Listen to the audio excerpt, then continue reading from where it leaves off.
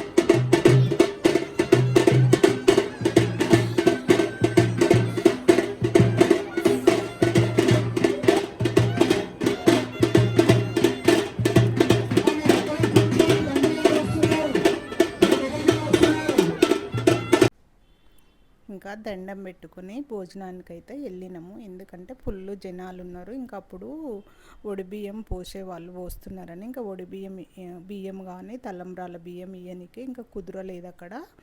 ఒక ఆంటీ అయితే అక్కడ ఉండి తర్వాత రండమ్మ భోజనం చేసుకుని తర్వాత తీసుకోండి బియ్యము అక్షంతలు అన్నీ తీసుకొని ఒకరోజు వండుకుందరు కానీ అని భోజనం చేసి వచ్చి తీసుకున్నాం. నా video thank you for watching.